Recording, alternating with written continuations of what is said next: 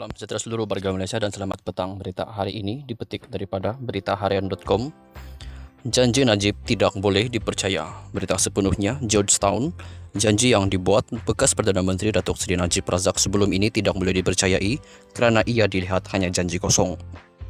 Ahli Parlimen Bukit Mertajam Stephen Sim Chi Keong berkata demikian ketika diminta mengulas janji Najib terhadap ekonomi komuniti Cina sekiranya Barisan Nasional kembali berkuasa memerintah negara. Beliau yang juga setiausaha organisasi kebangsaan DAP berkata, sebagai individu yang disabitkan di mahkamah di atas tuduhan pecah amanah, janji Najib disifatkan sebagai tidak boleh dipercayai.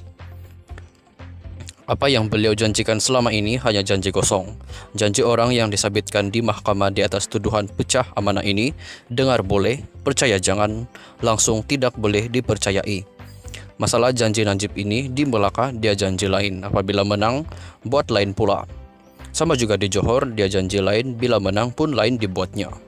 Sekarang dia dan Barisan Nasional sudah jadi kerajaan pusat. Apa yang dia janji nak buat, buatlah sekarang. Apa yang kita nampak, tiada apa-apa yang dia buat pun, katanya ketika dihubungi pada Jumaat.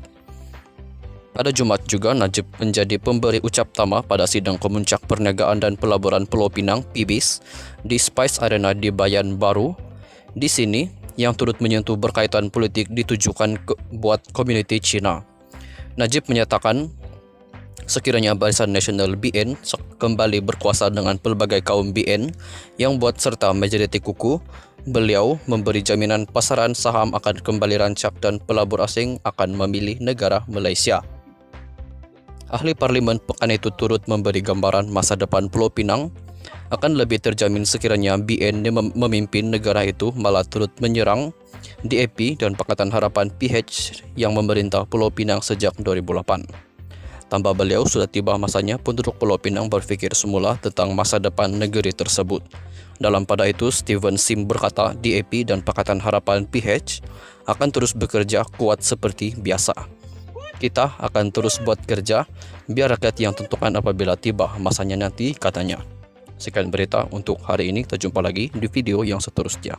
Stay safe, stay healthy, bye-bye.